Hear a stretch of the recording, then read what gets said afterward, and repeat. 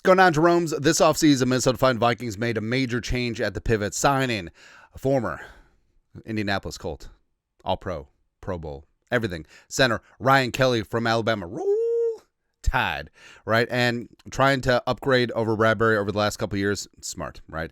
And even though Kelly is 32, like he can certainly still bring it. Also, like he brought Will Fries over as a package deal, a little bit of a twofer, Indianapolis. Like we couldn't quite get Quentin Nelson, but it's okay. I will certainly take Donovan Jackson, who could be our Quentin Nelson, which would be kind of nice. Also, everyone looks good in purple, right? It just looks really good. All right, and we've compared this to, it's like, well, Ryan Kelly's old. What can he do? Center's unique. Centers can play into the mid-30s and even beyond, right? And we compared this signing at the time to when the Vikings let go of Matt Burke and he signed on with the Ravens. Ryan Kelly turned 32 in May. His signing with the Vikings is reminiscent of when 33-year-old Matt Burke, he went to Harvard. Did you guys know that? Yeah.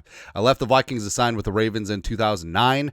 Burke played 4 more productive seasons and won a Super Bowl in 2012. With Joe Flacco, he's elite. Also, Brian McKinney got a ring on that team. It's good times, man. Yeah, just the other purple team just absorbed our purple. All right, so Ryan Kelly certainly can bring it. And he talked about his experience so far with the Vikings through OTAs and mandatory minicamp. Of course, he's got glowing things to say because that's what you do as a team leader. A Vikes fan page, Ryan Kelly, when asked about the squad, this is the most talented team I've ever been around top to bottom. Now, on one hand, he's absolutely correct. I mean, this team, J.J. McCarthy on his rookie deal has allowed them to basically build up the Avengers. Plus, you got Justin Jefferson, you got Jordan Addison, Hawkinson, Oliver. This offensive line is a bunch of pipe hitters once Darisaw gets back. I mean, this is a talented group. And defense, I mean, this defense has a chance to be top 3, and they won't be 3, they won't be 2. Right, and Flores has turned them into a top 10 unit. I think that they'll even send further. And I mean, Kelly would know, right?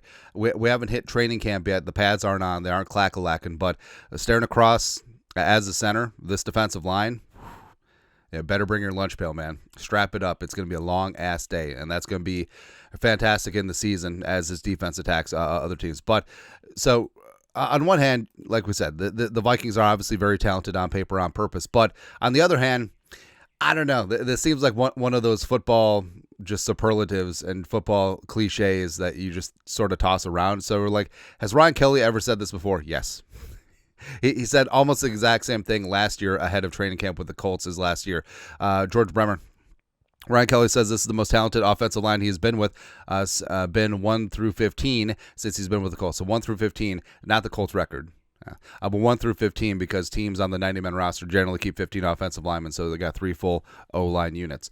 Compares UDFA Dalton Tucker, who has a tremendous training camp in preseason, to former Indy offensive guard Matt Slauson in terms of toughness.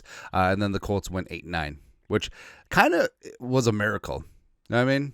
So the Colts went 8-9. Will Fries broke his leg. Ryan Kelly also had a couple of injuries too. Also, remember, hey, their OC, Jim Bob Cooter. I love it. That's a blast from the past.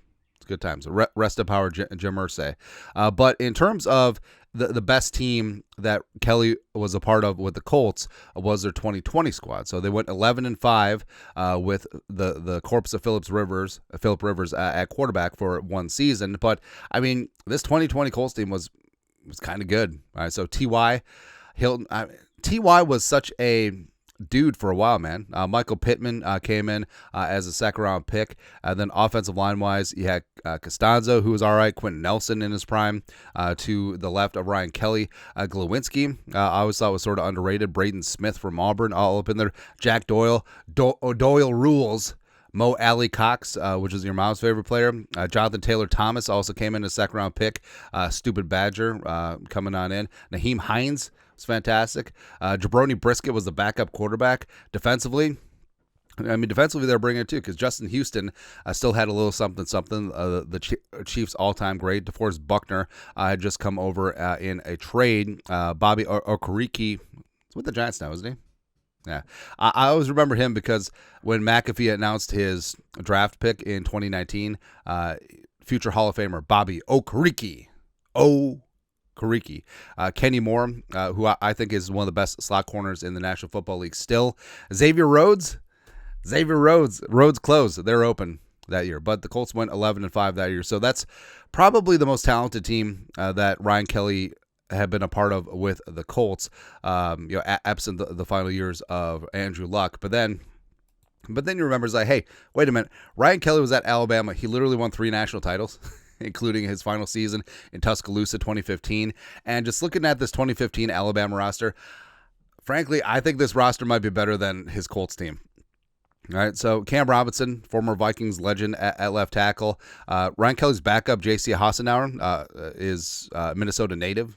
Fantastic story there. Also, Dallas Matt Womack. Not related because they're different spellings. Yeah. But also O.J. Howard. Remember O.J. Howard? He's going to be that dude, man. Yeah, Nick Saban won a national title with Jacob Coker. Says a lot, man. Derrick Henry. Oh, that's pretty easy. Seems okay. I think he won the Heisman that year, didn't he? He ran for 2,219 yards, 28 touchdowns. I feel like that's pretty okay. Also, Kenyon Drake and Damian Harris. This team was stacked. This team was absolutely stacked. Receivers. I mean, Ridley was in there too. Bet.